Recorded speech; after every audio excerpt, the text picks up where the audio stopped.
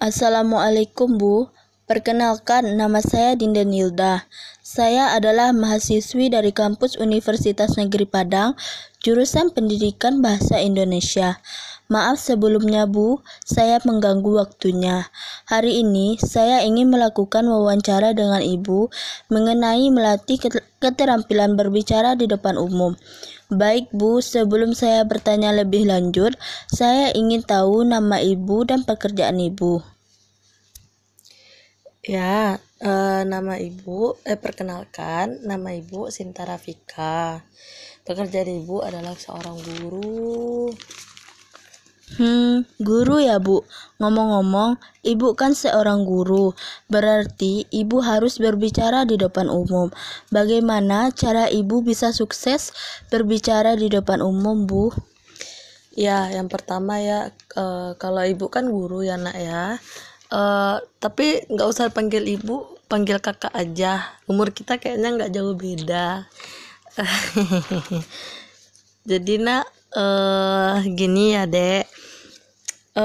Cara sukses berbicara di depan umum mungkin karena udah terbiasa, karena kalau ibu kan jadi seorang guru ya harus gitu kan ngomong di depan umum, karena kan kita kan ngajar, jadi kita ngomongnya di depan umum. Jadi kalau seandainya kita nggak berbicara di depan umum, maka pelajaran yang kita dapat itu nggak akan sampai kepada anak-anak. Jadi seharus mungkin, sebisa mungkin dan semaksimal mungkin kita harus mampu untuk ngomong di depan umum demi anak-anak gitu.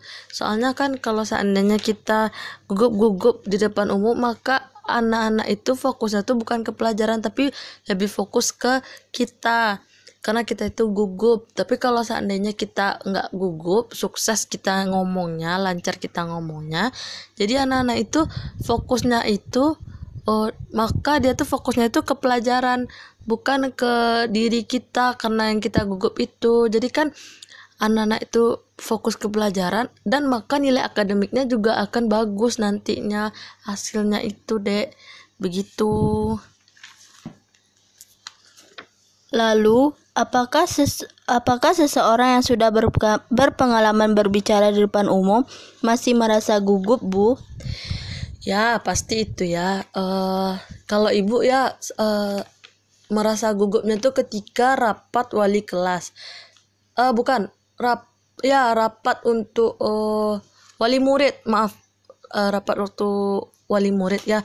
Karena kalau wali murid itu kan kita banyak tuh, rame.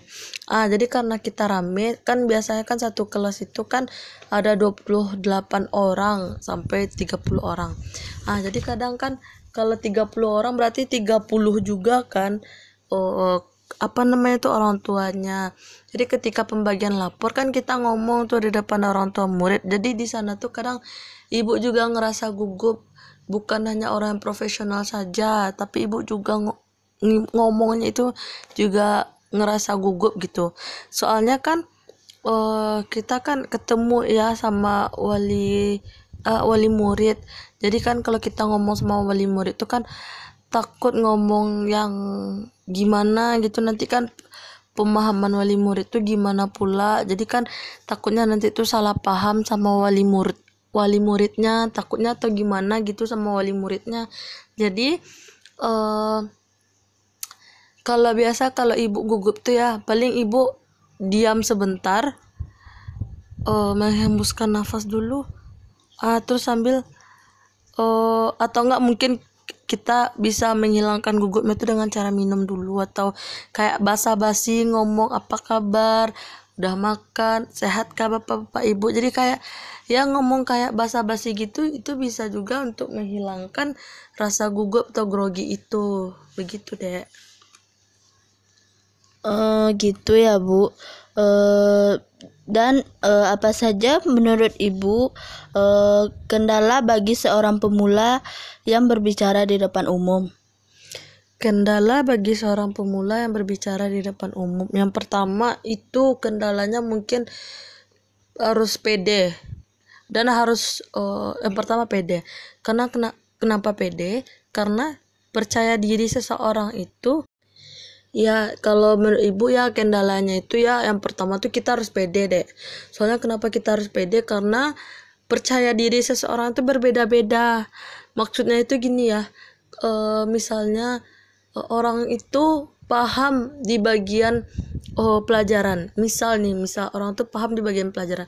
Tapi ketika dia menjelaskan pelajaran itu kepada teman-temannya, dia itu merasa nggak mampu. Berarti pertamanya itu kita tuh harus pede. Terus kendalanya agar kita tidak gugup itu ya dek ya, yang kedua itu kita tuh harus benar-benar mampu. Maksudnya tuh mampu gini, apa namanya tuh ya, yang kedua itu kalau menurut ibu itu ya kita harus konsentrasi. Kenapa harus konsentrasi?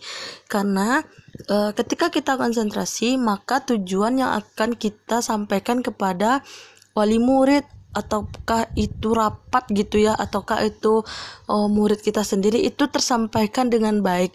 Tapi apabila kita tidak berkonsentrasi dalam penyampaian, maka apa namanya tuh tujuan dalam penyampaian itu tidak masuk oleh si penerima. Karena konsentrasi kita itu tergantung bagaimana mimik dari seseorang. Kalau mimik orang itu kayak aneh ngeliat kita, terus kita merasa ketika kita ngomong terus kita merasa kok orang tuh mimik wajahnya tuh aneh yang ngeliat saya, atau penampilan saya seperti badut atau gimana, atau make up saya seperti badut, kan bisanya seperti itu.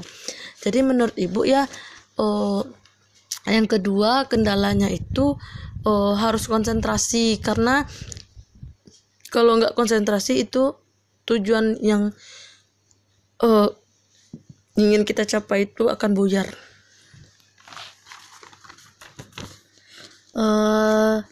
Lalu bagaimana cara ibu mengatasi grogi di depan umum? Ya sama kayak pertanyaan yang tadi ya dek ya. Cara mengatasi grogi itu yang pertama mungkin ibu diam dulu, atau enggak bisa juga cara yang kedua, contohnya aja kayak basa-basi nanya, hai, apa kabar, atau tunggu loh, ambo pikiran loh, apa encak yo, kayak gitu.